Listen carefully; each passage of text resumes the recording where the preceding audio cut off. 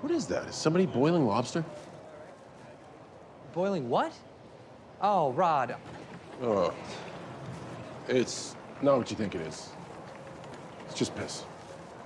Oh, thank God. What is up, guys? Tyson De La Cruz here. Thank you so much for rocking with me. Reports have been coming out through CNN stating that Tim Walz is quivering in his boots. He's pissing in his pants for the upcoming vice presidential debate between him and JD Vance on Tuesday.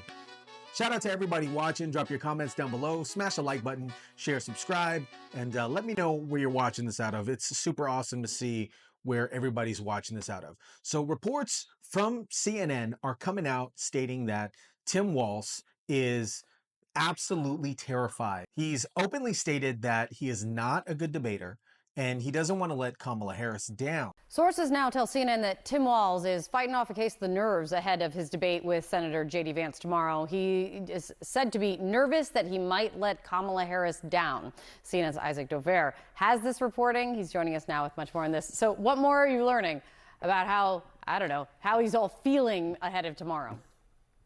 Hey, good morning, Kate. What Tim Walz is going into tomorrow night is something that he hasn't done before, most people haven't done before, a nationally televised debate. Obviously, high stakes. It could be, likely will be, the last big marquee event of the campaign. And Walz is looking at this saying he wants to make sure he is making the case for Kamala Harris as strong as he can, even though he obviously didn't know Kamala Harris himself very well before he got picked. We all know that Tim Walz and the Harris campaign, just in general, are it's all fugazi. It's all fake. Tim Walz wants to project this persona of being this middle-class guy, but we've recognized that Tim Walz is nothing but Gavin Newsom in a flannel shirt. Walz is a buffoon. I'm sorry. This guy, he's the only school teacher in America who brags that none of his students can get into an Ivy League school. He's had one consequential press interaction with our Dana Bash, who asked him about the fabrications in his own resume, and his answer was essentially,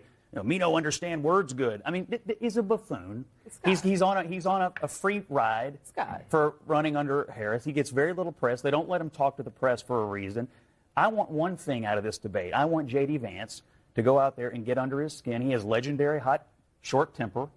A lot of governors do, but apparently he does. I want JD Vance to go out there and have him explain why he is denigrating JD Vance's story. Small town America ends up making something better out of his life, which is something we should want for every kid. Yeah, Tim's been a complete disaster in Minnesota, and what's happened is he's so good at being this folksy, nice, kind of down-to-earth guy until people get to know him and his policies. I don't know if you know this, but his old congressional district, where he played this character for several years of being kind of a folksy, ag-friendly outdoorsman, he lost it in both of his gubernatorial races, in the last one almost by 10 points. He's not well liked. There's been so much surrounding Tim Walz, from the stolen valor throughout his entire political career. Sure, we don't have reciprocal carry among states, and we can make sure that those weapons of war that I carried in war is the only place where those weapons are at.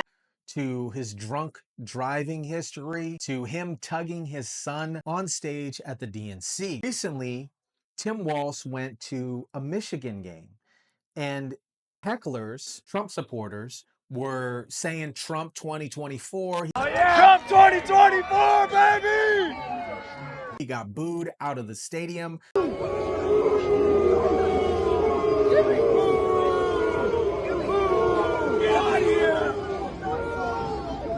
And he apparently flipped off some of the people saying Trump 2024. Now, the personification or the leftist media's projection or presentation of Tim Walz is that he's a stand-up guy.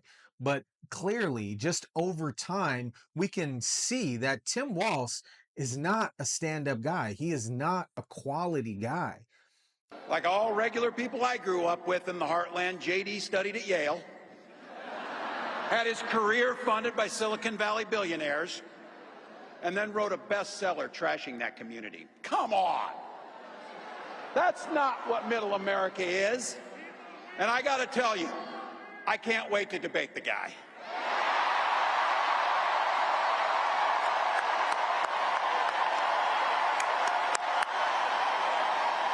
That is, if he's willing to get off the couch and show up. So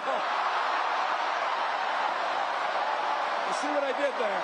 Everything around this entire campaign, both Harris and Walz, is absolutely fake. And it is completely ridiculous to me that people don't see through all the bullcrap. They're not doing press coverage. They're not doing interviews.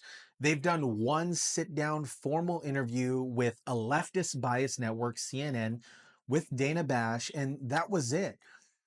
JD Vance is outpacing them, or outpacing Tim Walz in interviews. Trump is also outpacing Kamala Harris in interviews. And Dr. Jensen, you debated Governor Walz 3 times, same year, 2022. What most stands out from those encounters? Well, Tim Walz is an affable individual, and I think he does a nice job of trying to resonate with the everyday person. So I think that's the initial impression he'll make. But for me, I think it would be word salad. Tim is very good on his feet, and he can put one word after another. And when he's done, whether it's 30 seconds or 90 seconds, when he's done, your tendency is to say, yeah, that sounded pretty good. But then if you ask yourself, well, hold it, what did he actually say? Then you're sort of left a little empty. So I think he's very good at sort of an extemporaneous word salad. But I do think that J.D. Vance would do best to try to brand Tim Walz. Don't try to hit Tim Walz on all the various things. Don't allow 7 or 8 superficial wounds to take place. Try to get 2 deep cuts.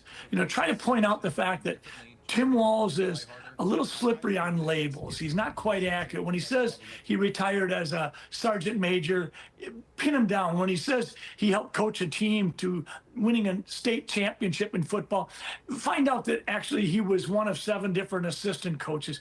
Try to pin him down and try to brand him so that when the debate is over, the audience has 1 or 2 things that they can really hang their hat. if you compare them side by side, it is crazy to me that they're still continuing to run with this kind of basement strategy. Yeah, that might have worked for Biden back in 2020 because of the whole C-19 thing, but in 2024, that campaign is not working. And we clearly see that both Kamala Harris and Tim Walz are not good with people on unscripted interviews.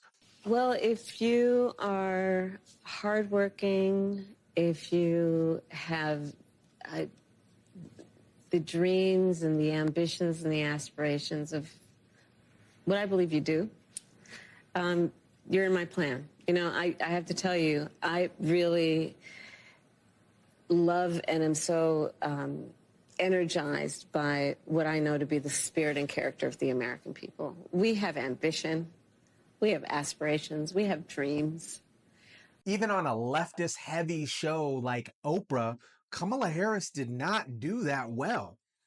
Everything was in her favor at that moment, and she still did not do well. The character that we are so proud of about who we are, which is we are an optimistic people. We are an optimistic people. Americans, by character, are people who have dreams and ambitions and aspirations. We believe in what is possible.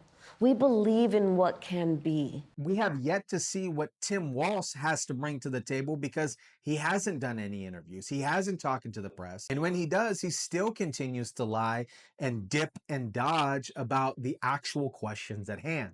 And the idea that you said that you were in war. Yeah. Did you misspeak as the campaign has said? Yeah, I said we were talking about, in this case, this was after a school shooting, the ideas of carrying these weapons of war. And my wife, the English teacher, told me my grammar's not always correct. But again, Walz is a buffoon. You know, me no understand words good. Personally, I think J.D. Vance has been getting his reps in. He's been getting his swings in with the media, both left and right, and he's been doing a phenomenal job. Tampon Tim has simply just been lying and fabricating about his past to make it sound and look good, like he's a good representative for that political party. There hasn't been a lot of emphasis on vice presidential debates in the past, as much as this one, but simply because Kamala Harris didn't do very well in her debate identifying with her policies and plans as an administration, or she hasn't done very well with the media to identify those plans and policies. It is up to Tim Walz to kind of curate the plans and policies of their administration. Me personally, I think JD Vance is gonna wipe Tim Walz across the floor. Let me know what you guys think about this. Drop your comments down below, smash the like button, share, subscribe, and as always, I'll catch you on the next one.